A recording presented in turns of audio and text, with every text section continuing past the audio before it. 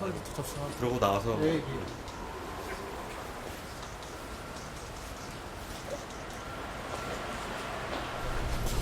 우선 이제 체포영장이 부당하다. 권한 없는 기관에 의한 체포영장 청구고, 그리고 우리 형사소송법상 체포영장 청구 요건에도 맞지 않는다. 그게 핵심입니다. 오늘 변호인 선임계도 함께 제출하셨나요? 예. 네, 방금 권한 없는 수사기관이 이제 청구한 거라고 하셨잖아요. 네.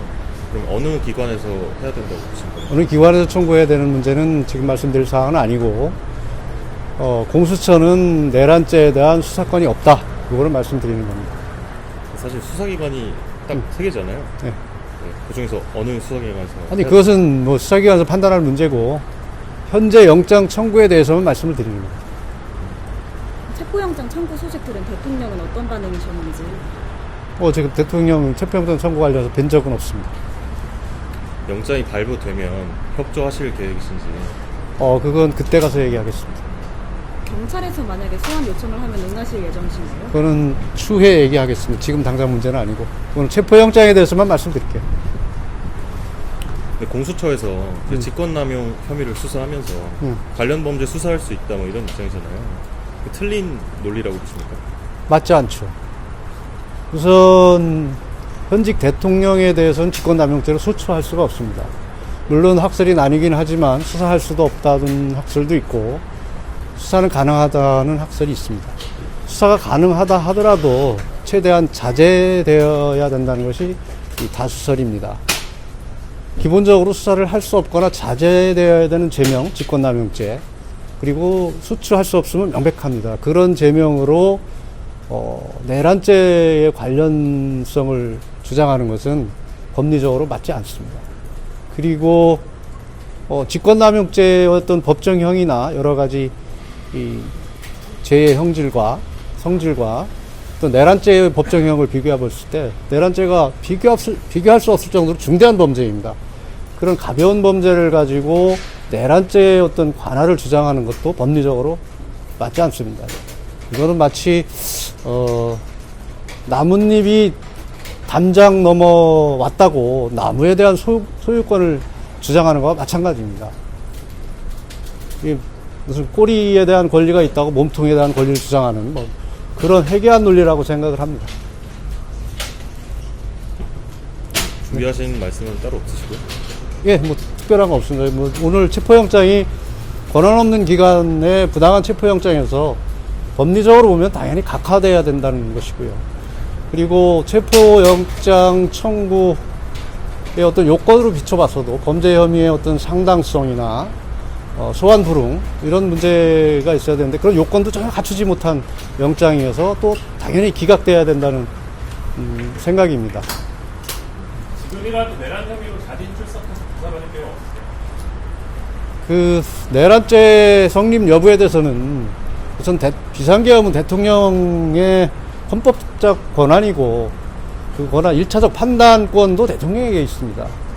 현재 내란죄의 어떤 국헌 몰란 목적이나 폭동 이런 것들이 전혀 없는 상태에서 무조건 수사를 진행하는 것이 옳은지에 대해서 우선 판단이 서야 됩니다. 그리고 여러분들 다 아시다시피 헌법재판이 시작돼서 준비 절차가 진행되고 있습니다. 그 절차를 통해서도 이 사건의 진상이나 사실관계가 충분히 규명이 될 수 있습니다. 그 말씀을 수사기관에 가서 하셔야 되는 거 아닌가요? 수사기관에서 지금 정당한 수사권이 없는 수사기관에서 중복적으로 소환하고 불법적 수사를 자행하고 있기 때문에 그런 불법 수사에는 응할 수 없다는 것이 기본 입장입니다. 저 하나 더 여쭤볼게요. 검찰이 그 기재했던 김용영 장관 그 공소 사실은 어떻게 보세요? 거기에 기재된 대통령 그 여러 이야기들이 있었잖아요. 여러분들이 좀 상식을 가지고 판단해 보시기 바라겠습니다. 객관적 상황과도 맞지도 않고 상식에도 부합하지 않는 진술, 일방적 진술들이고, 또 그 진술하게 된 배경들에 대해서 상당한 의심을 가지고 있습니다. 저도 보도를 통해서 여러 번 봤지만 그 진술들이 나오는 과정 속에서 어떤 사람들이 누구를 만났고 어디에서 진술이 되고 했던 것들을 보면 진술의 배경에 상당히 의심을 가질 수밖에 없다. 그렇게 생각합니다. 그 박종훈 사령관이나 이승희 사령관들의 그 진술들이 다 사용되는 거 아는데 그분들의 이야기가 좀 잘못됐다는 진술 잘못됐다는 말씀이세요? 그 진술 하나하나에 대해서 지금 멘트를 하는 것은 진실 게임을 하기 때문에 적절치 않고요. 예를 들면 객관적 정황으로 보면 수방사 같은 경우 거기 현장에 도착한 시간이 12시 전후일 겁니다. 그때 12시 전에 수방사는 그 안에 국회에 들어가지도 못한 상황이었습니다. 경찰관이나 일반 사람들이 군중이 있기 때문에 그런 상황에서 무슨 구체적인 어떤 안에 들어가지도 못한 사람에게 뭐 어떤 지시를 했다는 것이 말이 되지를 않고, 기본적으로 대통령께서는 국방장관을 통해서 무슨 지시를 했다는 입장이시고, 그 일선에 있는 현장에 있는 군 관계자나 경찰들에게는 현장 상황 파악 내지는 격려 정도에 전화했다는 것이 기본 입장입니다. 그 입장에 대해서도 헌재에 제출을 하셨나요? 네, 제출했습니다. 그 국회 통제는 대통령이 지시한 적이 없다. 아, 이런 헌재에 말씀. 제출한 건 아닙니다. 헌재는 이제 추후 답변서를 제출할 겁니다.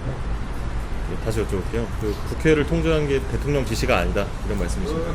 아, 통제 여부에 대한 해석이 다르니까 그 부분은 추후에 재판이나 이런 과정을 통해서 또 말씀을 드리고, 또 진행 과정에 따라서는 여러분들께 또 말씀드릴 기회가 있을 겁니다.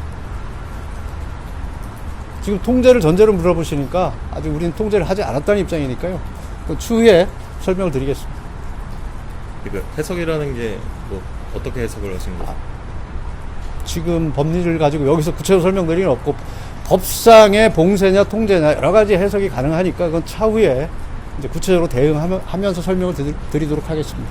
지금 말씀하시는 게 변호사님 통제가 아니다라고 해석을 하고 계시다는 말씀이신 거죠? 구체적인 건 다음에 말씀드리겠습니다.